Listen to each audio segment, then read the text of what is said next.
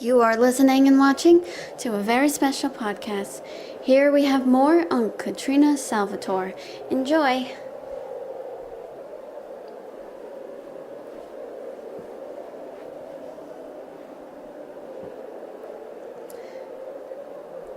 Katrina looked around to see a small door that was coming from the clock. Hey, I've seen that. That's the way out.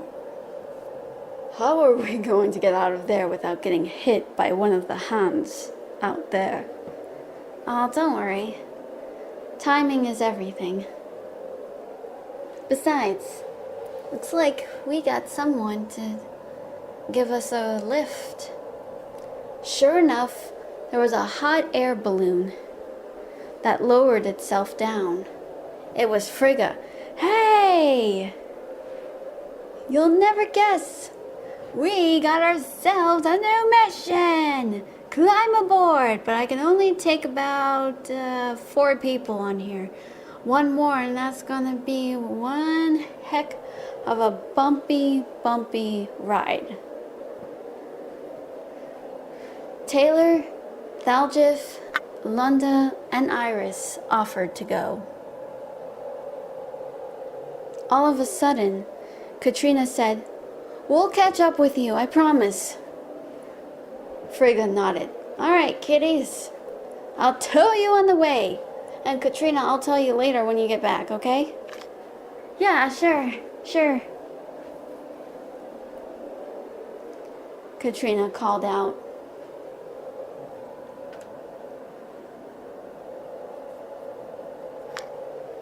Then she turned to Ben and said, "Let's leave out from the clock. There is a secret door behind it." "How are we going to get out of here?" Ben asked. "Do you have any idea who you're talking to?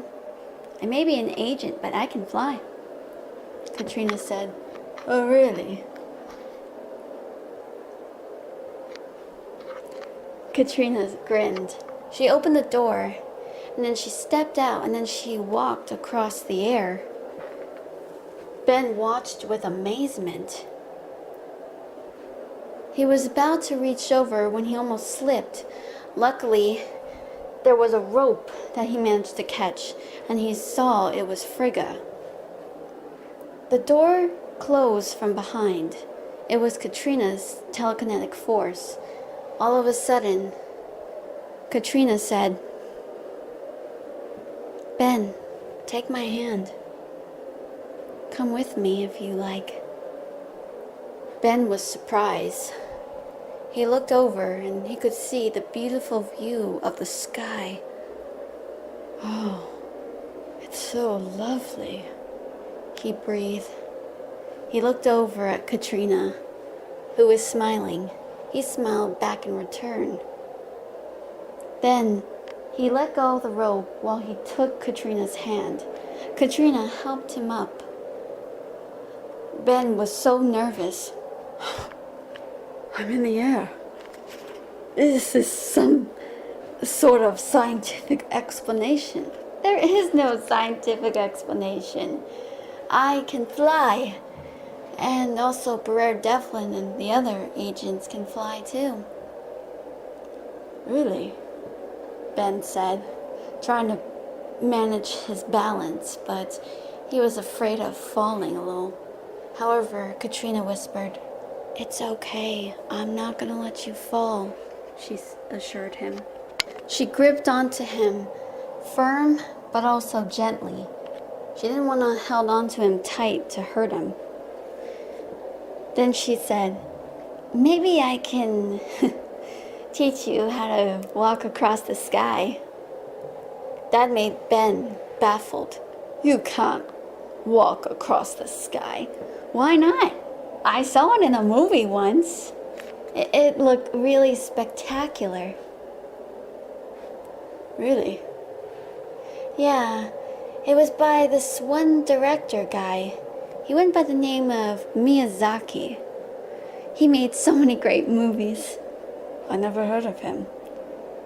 And what's this movie called anyway?" Something to do with a moving castle and some wizard by the name of Howl. But it was a really cool scene. The guy was wearing this magical jacket and he was dressed so elegantly, but also he seemed to be a gentleman. But he knew about magic and he was just phenomenal. And he helped the girl who went by the name of Sophie and helped her walk across the sky above all the other people.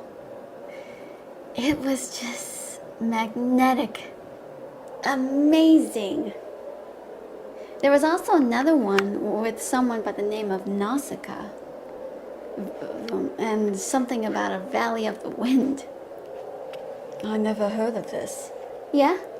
Well, I'm going to teach you how to walk across the sky. I am not walking across the sky. What are you doing? Hang on, Katrina said. We're going to have a fun time back. I promise you. I am not going back, no matter how much you beg me. Ben called out. Come on, it'll be fun. Or maybe I can do more of what Nausicaa does. Be on a glider, Katrina said.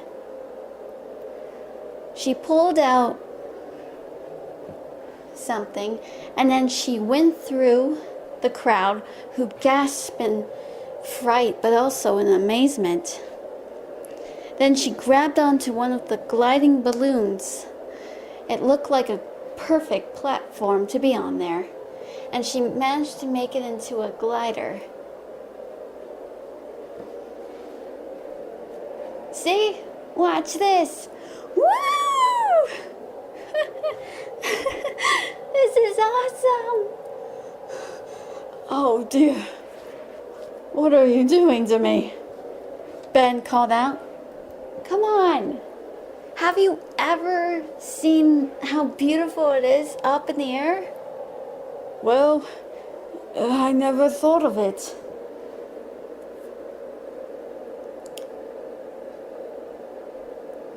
When you're way up here, it's crystal clear.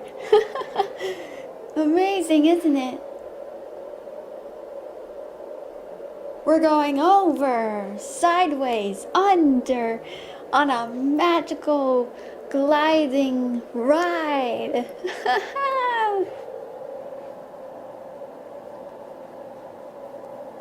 Ben held on to Katrina and noticed that her hair was glowing like some sort of luminous light from the sun. But it was all up from the wind, from being up. Ben managed to ease himself a bit. Then Katrina all of a sudden put her arm, one of them, around Ben's waist and then gripped onto his hands as if he was a child. Then she said, "Come on, I'll teach you," Katrina said. Then Ben straightened himself, and then both of them began to walk across the sky, baby steps. Ben just let out a shaky breath. He couldn't help it. He was just amazed. He couldn't believe this was happening. He was just gasping softly at this sight. Katrina, still held on to him and not letting go, said, "See? Not so hard, isn't it? Isn't it wonderful? It's like every child's dream to fly. I never knew this would happen to me." Well, you're in luck.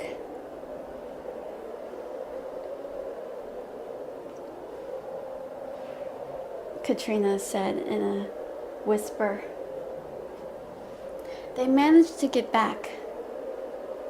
Katrina managed to help him down and said, "Wasn't it a wonderful day to fly?" "Yes." I wouldn't mind doing that again, Ben said. Great. But it seems, I guess my boss has something for me. I'll be right back. Katrina went over. The three of them wanted to tell her, but Frigga said, No, children. I will tell her. You already know, so you know the deal. But let me explain. The three of them pouted. Frigga scolded at them. No, don't give me that face. I will not tolerate pouting. You are in your teens. Yeah, but we never had a good childhood, so what's wrong with just acting out your age, just for a little bit? At least we won't be like those immature kids. No, that was in a different country of the Sunshine State. Yeah, true, they can be a lot obnoxious and loud and immature, Iris was saying, with Lunda. Katrina looked over and asked, What are we doing now? Well, there is an assignment given to me through Alem Fabian. He hasn't talked to me yet, and I haven't managed to tell him anything. But this is the assignment. This is the new world we're going in. So take the portals and take the things I've packed for you in your backpacks, just in case. Why? Katrina asked. You're gonna need it. And yes, Solo's gonna be there, so you'll be fine. Katrina raised her eyebrow in confusion. What kind of mission are we going on? But Frigga just beamed and said, You'll see. I promise. Katrina nodded. All right, I trust you on this. The backpacks were in some cheesy cliche fashion of having their names on there. Is this really necessary? Come on, you actually believe we're little kids? Oh, please. I managed to get these on sale.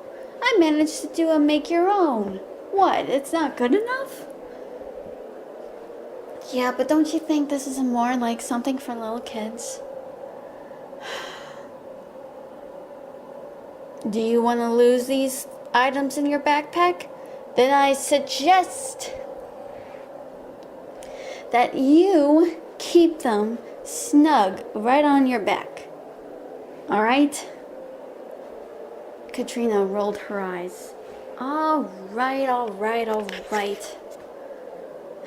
Jeez, you're very nagging. Just go on your mission. You and these three. Got it? Yes, ma'am.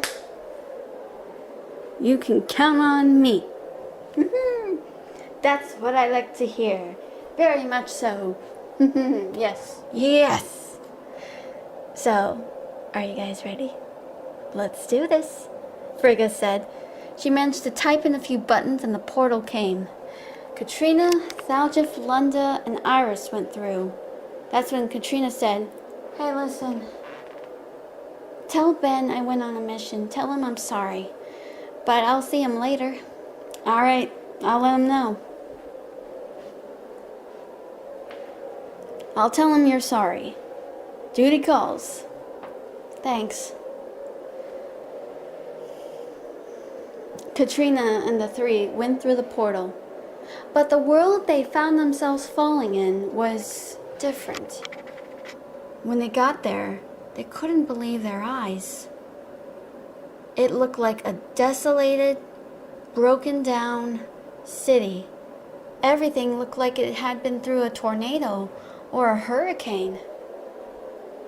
What the hell is this? Katrina asked. Where are we? Thaljif wondered. Everything's gone to hell, Lunda remarked. I have a feeling this isn't going to be an easy route, Iris remarked. Sure enough, she was right. That's it for now. See you guys next time. I'm Catherine Donovan, your hostess. Take care.